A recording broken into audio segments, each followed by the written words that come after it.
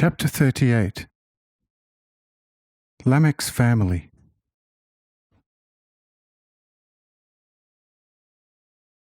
You can easily imagine that through a considerable emigration within 1 year, the city of Enoch, as well as the other 10 cities, became noticeably deserted. Furthermore, Lamech had lost his loyal followers and, as a result, his might, which he had considered to be so great, became as much as non-existent. Bearing this in mind, you will understand that Lamech, for a period of about 30 years, necessarily had to change his tone to a milder attitude in his government, in order that the people would once more become submissive and begin to work for him, so that at least he and his own could without a care gormandize like a pig and a lazy oxen. His family consisted of 2 wives, namely Ada, well-advised virtue in joyfulness, and Zillah, silent submission and patience. Ada had 2 sons, namely Jabal, father of the hut dwellers at the foot of the mountains, and Jubal, musician, inventor of the panspipe and the violin, an instrument which resembled yours, but it consisted of a single piece of wood, which he had laboriously fashioned with the help of grinding and smoothing implements of stone.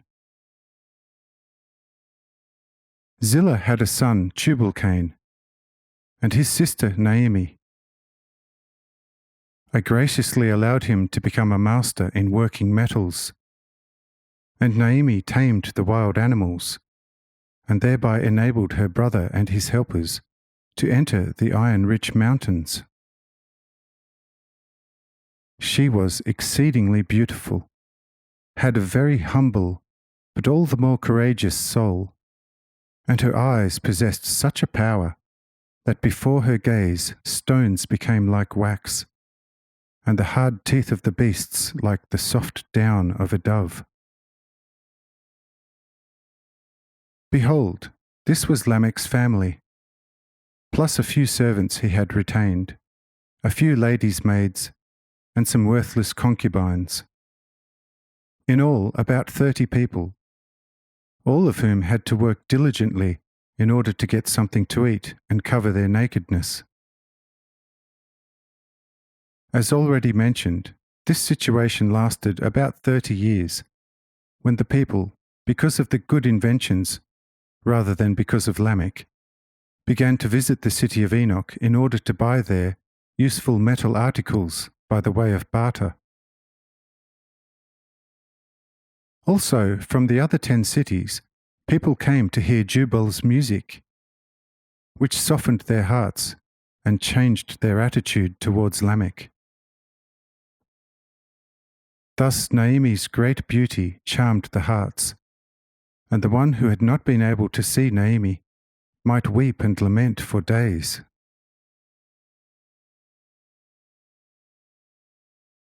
To help you understand how this could be possible, I will describe her appearance to you. This Naomi was the same person who, going back to the times of darkest heathendom, was known by the name of Venus, as the wife of a blacksmith and goddess of beauty. Since Sarah and Rachel, there had never been such a beauty on earth as that of Naomi. She was 5 feet tall, according to your measurement. Her hair was blacker than coal, her forehead white like new snow, slightly pink towards the eyes. The eyes were large and sky blue, the pupil fiery black, the eyelids fresh and tender, as were the dark eyebrows. The nose was straight and ended in a soft tip below which the nostrils gave it a sweet look through their gently rounded shape. The mouth was of the size of an eye, and its gently raised lips silenced any rose. Her perfectly formed, beautiful, and serene cheeks had the slightest flush of the most tender red of roses, and they looked like snow-covered roses, where the snow, as it were, lets the last love ray of this royal bloom shine through to its brilliantly white surface. Thus her chin was incomparable to any other in an earthly shape. Her neck was neither too long nor too short, but just perfect, smooth and round and absolutely faultless. The beginning of her bosom distinguished itself from the neck only by a tenderly rounded elevation, and the shoulders and the nape of the neck were all in perfect harmony. The bosom was like an ethereal, soft and white elevation of life, rather than something of flesh on whose highest full and gentle roundness 2 bright young roses seemed to bud. Her arms were so rounded and soft that you would not be able to even imagine it, for such arms are found only in heaven. And in this perfect harmony, all her body was covered with the shining white of snow in ethereal tenderness and softness. This Naomi became the wife of her brother, who begat with her 7 sons, who looked very heavy and shapeless, and resembled your so-called idiots. This was caused by the fact that Naomi, at her father's will, had to allow herself to be used too often for purely unchaste reasons, because of his tyranny. For thereby all the men became once more submissive to Lamech. Now all eyes were turned towards Naomi, and all ears to the greedy commands of Lamech. For right to her 80th year, Naomi remained an object of human admiration, during which time the people had multiplied considerably and obeyed Lamech's commands. Seeing how mighty he had once more become, Lamech became increasingly severe and hard, and cruelly reinstated the death penalty for those who resisted him.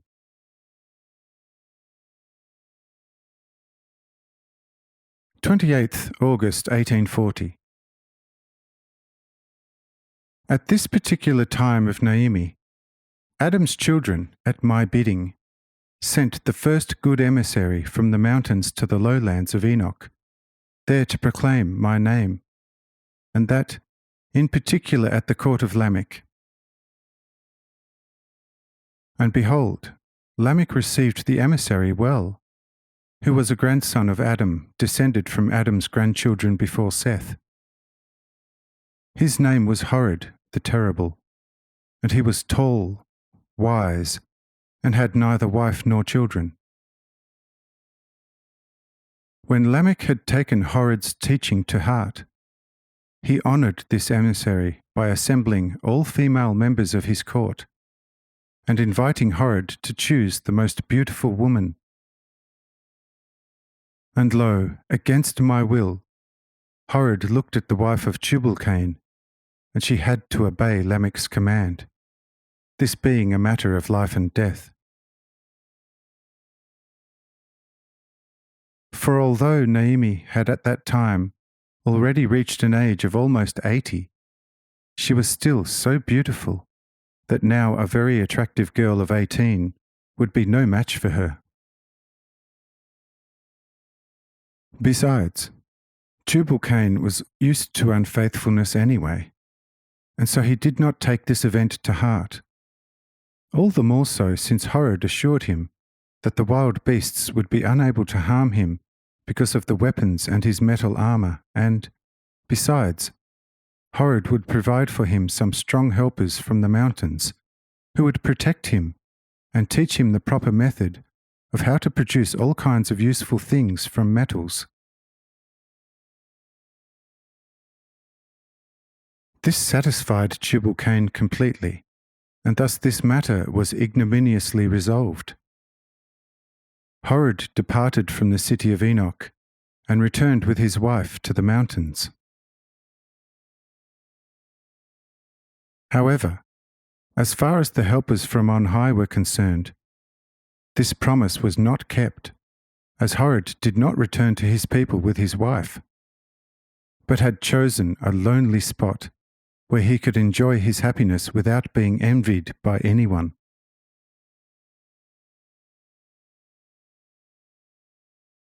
Through this deception, Tubal-Cain was compelled to persuade his brother Jabal, son of Ada, to join forces with him and erect foundries at the mountains and live there as a guard.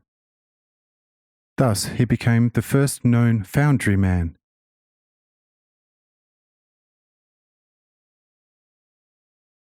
In this way they established regular metalworks and manufactured hundreds of objects, partly useful things, partly just ornaments and jewelry, which were avidly acquired in exchange for fruit. From all the cities and from all parts of the great land, people travelled to the secure foundries, where they bought articles they needed, as well as luxury objects. They admired Tubal-Cain and brought their sons to him to be apprenticed, and thus within a short time the foundry population grew to such numbers that Lamech began to become anxious concerning them. He thought, What shall I do? The crime I committed against my brothers is weighing down my heart. The great terrible one from the mountains, who became my second son-in-law, has severely reproached me and bade me tell the people about this crime. If I do that, my life will be in danger, and if I do not, I will have God and his great children in the mountains against me, who will destroy the disobedient one. And behold, a powerful voice sounded from his breast.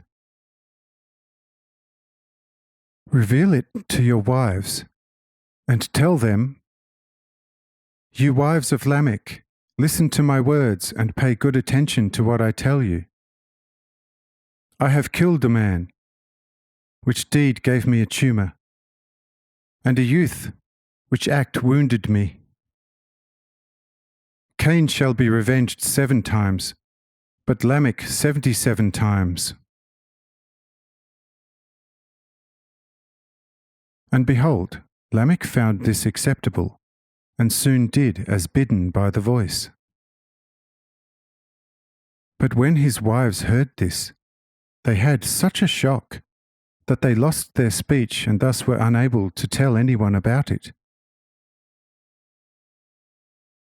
After a while, they left him secretly to go to their sons in the foundries. But before they had reached them, they were stopped by 2 mountain dwellers. Their speech was restored, and they were taken to the hallowed heights of the mountains.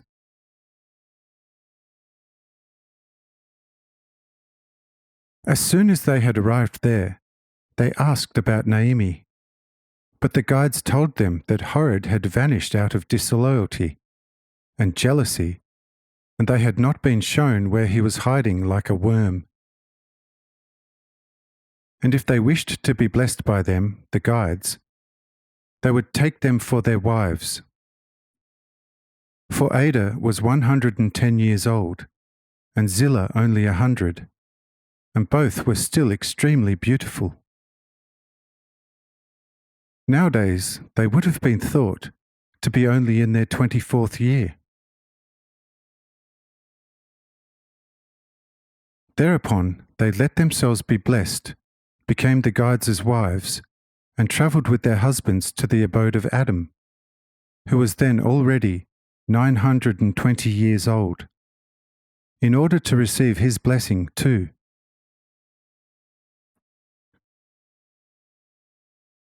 When Adam saw them, he spoke in a troubled voice.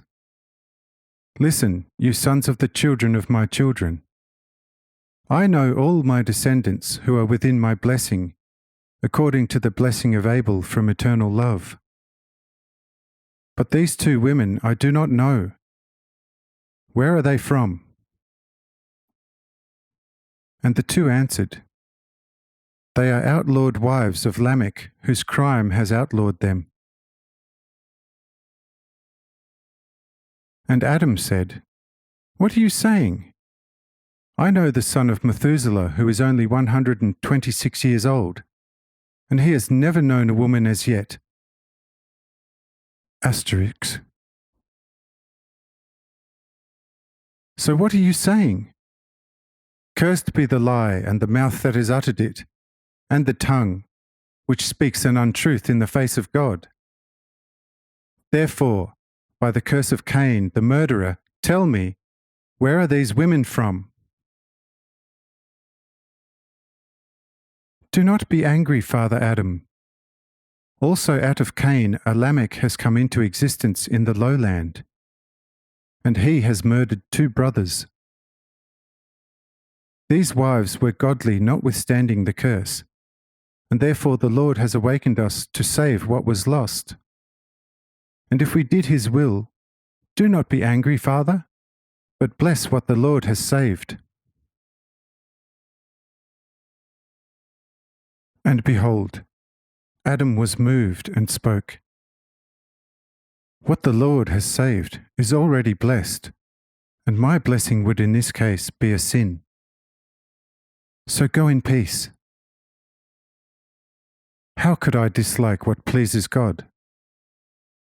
Therefore, keep the treasures of eternal love and mercy. Amen. Asterisk.